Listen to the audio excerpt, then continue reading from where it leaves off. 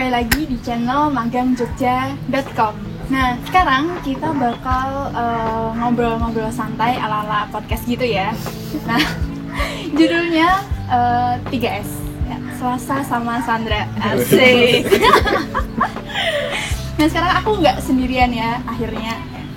Aku di sini ditemenin sama Mas dan dia dari Magang Jogja. Nah, kenalan dulu dong nih, namanya siapa? Aku Melino. Melino. Dari kampus mana, Mas? Dari UKSW, Salatiga. Oke, mbaknya? Kalau aku Retno dari UKSW juga. Nah, kalian ini kan kuliah di jurusan PR ya? Ya. Saya juga sih.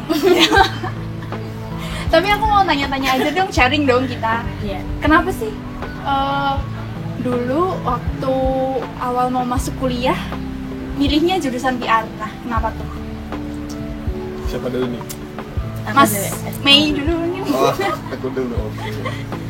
Kenapa jurusan PR? Karena aku tahu di PR kan public relation gitu, pasti belajar tentang branding kayak gitu kan.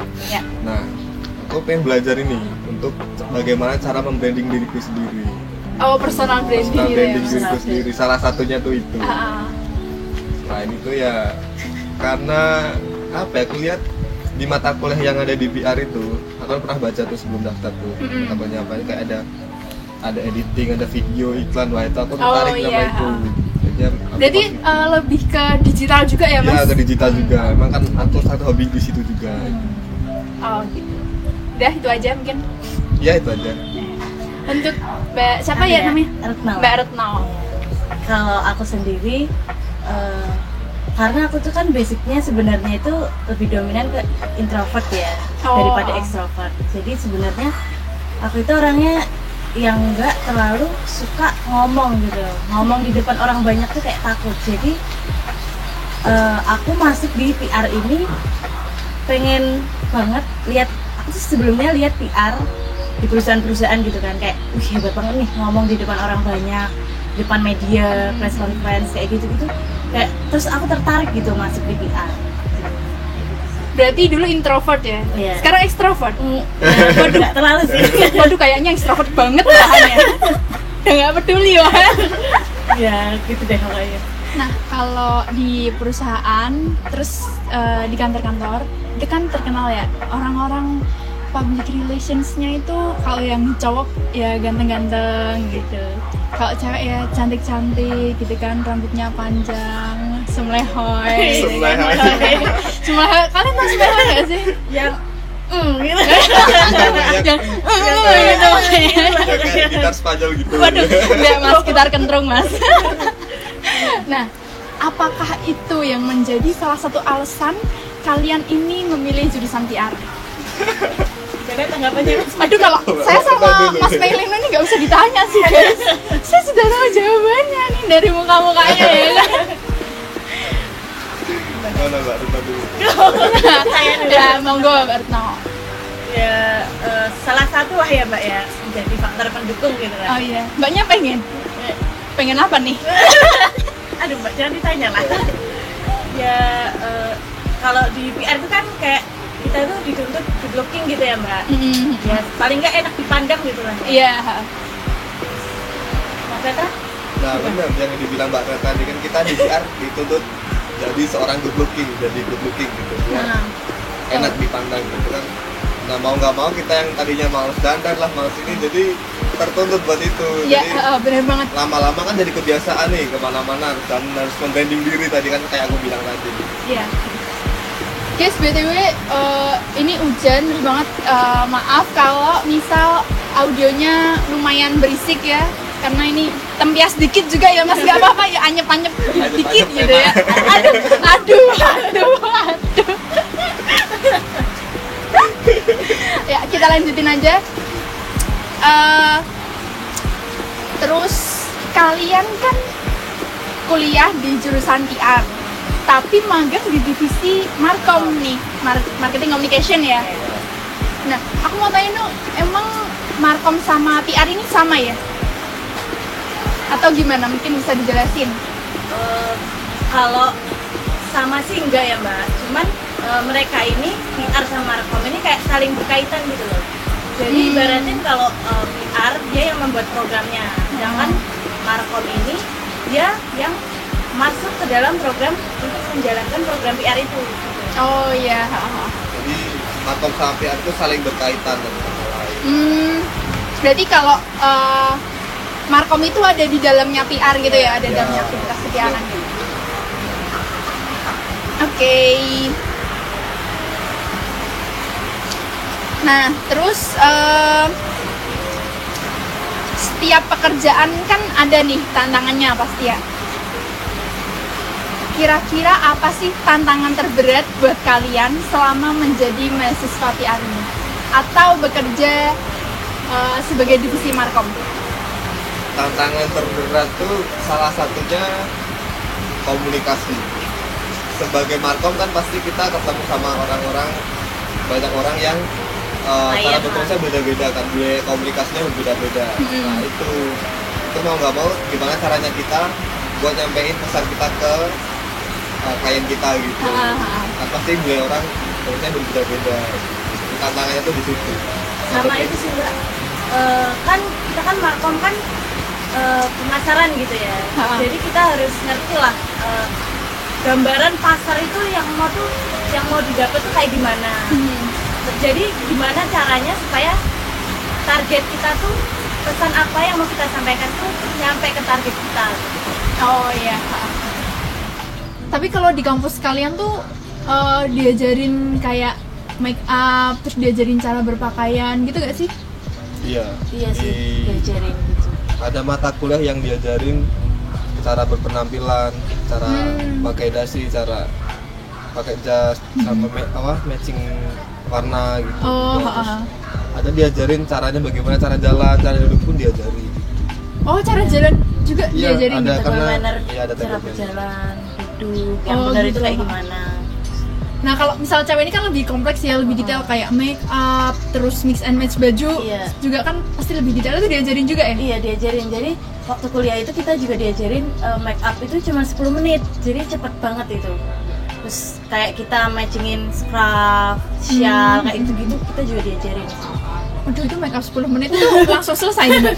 Selesai, set Emang saya kalau make up berapa menit? Ya, berapa menit ya? Berapa Pak? Rata-rata sih 15 menitan sih Mas kalau make up gitu. Lumayan lah Mas.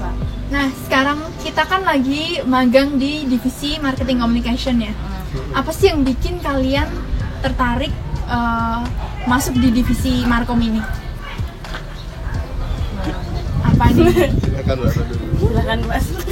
Apa saya dulu aja? Saya dulu aja. Iya, siang. Ya mungkin Mbak Retno dulu. Tertariknya masuk di Markom itu tuh lebih mungkin menantang ya Mbak, karena kalau di PR itu kan kita kan ya gimana caranya membangun citra perusahaan. Mungkin kalau di Markom kita kan lebih ke pemasarannya, marketingnya kayak gimana, terus target pasarnya itu apa aja, situasi pasar yang mendukung itu apa aja.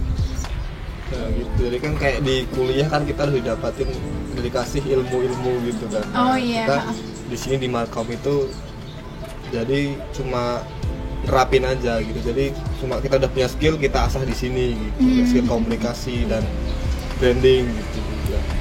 Nah, selama magang ini apa aja yang udah dikerjain sampai sejauh ini?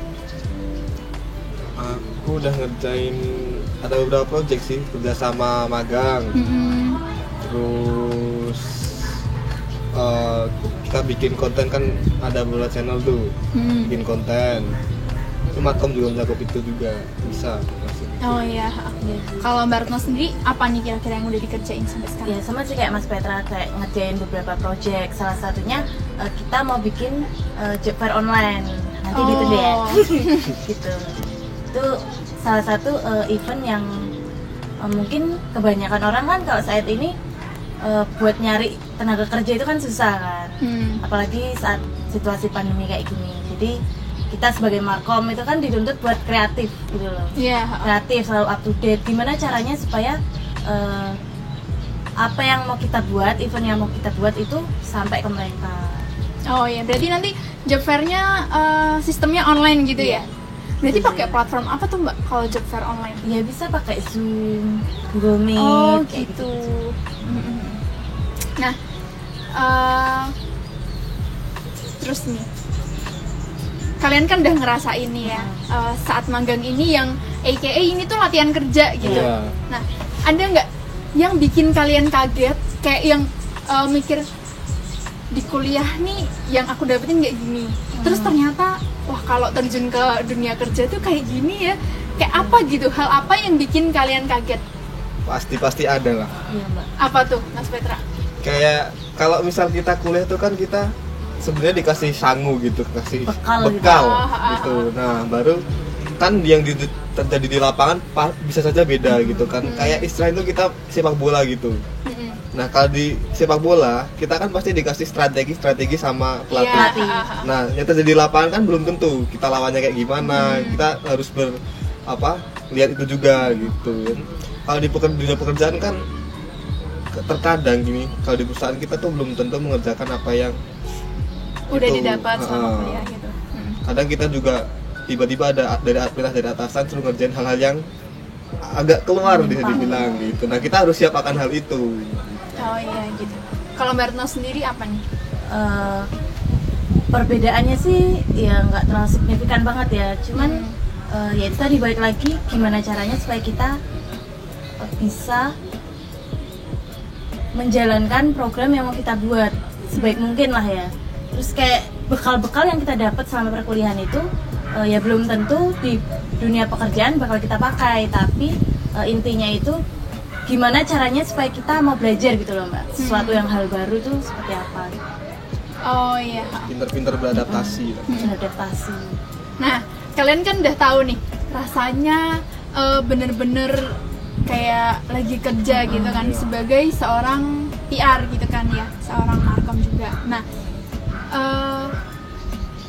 kira-kira kalian bakal lanjutin karir kalian nggak sebagai seorang PR? Kalau aku sih lanjutin ya, soalnya tuh kayak sayang gitu. Di markom itu tuh kita belajar banyak banget hal, kayak gimana supaya target penjualannya tuh naik dan segala macamnya. Ataupun nanti kemungkinan kita nggak lanjut ke markom nih, kita juga bisa sebenarnya bikin usaha sendiri gitu kan, karena poin-poin penting itu kita dapat di markom itu gitu. Iya. Setuju sih sama Mbak gitu juga. Kalau Mas Petra kira-kira bakal lanjutin nggak nih? Kalau aku sih gini, kita kan belajar di PR gitu, pas nanti kita lulus dapat gelar, kita bisa manfaatkan gelar itu untuk mencari kerja lah, atau ilmu-ilmunya kita dapatkan untuk kita usaha sendiri. Tapi kan untuk berusaha sendiri kita butuh modal. Nah mau nggak mau untuk cari modal itu kita pakai gelar kita untuk kerja, ikut dulu ke orang lain. Nah kalau kita modalnya udah cukup dibilang bisa gitu, baru kita menggapai semua yang kita inginkan, apa tujuan-tujuan kita di hidup. Iya. Nah karena tadi Mbak Retno kan bilang PR itu kan buat meningkatkan penjualan gitu ya. Nah aku mau tanya nih, PR sama sales itu sama nggak? Kayak SPG gitu, SPG kan juga nih ya menjualkan produk gitu kan, berarti dia kan sama kan kayak meningkatkan penjualan perusahaan juga. Nah PR sama sales nih sama nggak sebenarnya? PR sama sales beda Mbak. Nah bedanya apa nih? Kalau PR itu kan lebih ke programnya ya, strateginya tuh yang mau dipakai kayak gimana. Terus kalau sales ini dia tuh lebih ke targetnya langsung, ke konsumennya langsung. Oh gitu. Nah, jadi gimana program PR, gimana caranya pesannya tersampaikan ke masyarakat, salah satunya melalui sales gitu. Kayak gitu, sales SPG. Oh gitu, berarti kalau kita nggak yang langsung terjun ke lapangan buat menjualkan produk gitu ya. Oh gitu. Mungkin ini terakhir sih ya. Aku mau tanya, apa sih enaknya pekerjaan sebagai seorang PR? Sebagai seorang PR. Apa yang bisa kayak apa ya? Kayak PR tuh santai kok, pekerjaannya kayak gini. Nah, apa nih kira-kira yang enak ya? Iya, yang enak dari seorang PR. Kalau aku sendiri enaknya itu satunya relasi itu pasti kita bakal banyak banget punya relasi. Benar. Terus yang kedua, kita juga akan selalu trendy gitu. Kan PR itu kan dituntut buat selalu up to date gitu kan. Jadi kita bakal tahu gimana sih perkembangan teknologi segala macamnya itu kita bakal tahu gitu sih. Itu sih enaknya kalau aku. Kak Mas Petra apa nih? Ninja itu nggak ada pekerjaan yang enak. Semua nggak enak ya? Semua nggak enak. Ada pekerjaan yang enak itu hobi yang dibayar. Oh iya bener banget ya. Pekerjaan yang enak adalah hobi yang dibayar. Ini quotes-nya Melino Petra 21 tahun. Nggak, itu quotes banyak orang gitu. Nyomot ya? Nyomot. Tapi emang bener, setuju sih. Iya sih. Pekerjaan yang enak itu hobi yang dibayar. Iya bener banget sih. Tapi kalau dibilang di PR tuh keenaknya apa, ya bener. Dan hidup kita berkomunikasi sama orang, kita dapat banyak relasi gitu. Nah, kita kan magang nih ya di magangjogja.com. Nah, coba dong aku mau kalian mungkin kasih pesan-pesan buat teman-teman yang lagi nonton di rumah yang mungkin kuliahnya di jurusan PR atau mau coba masuk ke dunia PR. Coba dulu. Karena dulu silakan. Buat teman-teman supaya masuk di yang mau masuk di dunia PR. Di dunia PR. Jadi buat teman-teman di rumah yang mau masuk atau mau ambil di jurusan PR, kalau kalian misalnya nih ya takut buat ngomong di depan umum apa gimana, terus coba aja masuk karena di dunia PR itu kita bakal diajarin gimana sih caranya supaya kita bisa public speaking yang baik itu kayak gimana. Terus kalian nanti juga akan banyak mendapatkan benefit-benefit yang sangat berguna tentunya di dunia kerja. Oh gitu. Banyak belajar. Terus aja ya. Iya betul. Saya setuju sama Mbak, jawabannya Mbak Retno setuju. Iya udah. Nah, Udah itu aja. yang penting tuh mau belajar. Ya, benar. Bisa melihat suatu hal tuh dari segi sudut pandang yang luas gitu. Itu. Apalagi buat teman-teman kalau misal semester akhir nih atau yang mau magang mandiri, sebenarnya kita di magangjogja.com nih nggak punya ilmu PR juga nggak apa-apa gitu ya, nggak masalah gitu. Yang penting kalian mau belajar sih, udah itu aja. Karena nanti di magangjogja.com kita bakal diajarin gitu job desk apa aja yang harus kamu kerjain kalau kamu mau masuk di divisi PR atau markom gitu. Mau belajar, tetap jadi sendiri dan jangan baper. Sip. Ini Mas Melon Fitra sama Mario Teguh. Hidup ini berat, Mbak. Mario Teguh. Oke, mungkin segitu dulu aja ya ngobrol santai kita di siang yang berasa sore ini karena mendung-mendung mesra ya. Semoga apa yang kita obrolin hari ini bisa membawa manfaat buat teman-teman, apalagi buat teman-teman yang jurusan ilmu komunikasi gitu kan. Semoga kalian tertarik buat masuk dunia PR seperti kita gitu. Jangan lupa kalau kamu merasa video ini bermanfaat buat kalian semua, jangan lupa untuk like, komen, dan subscribe. Sampai jumpa di video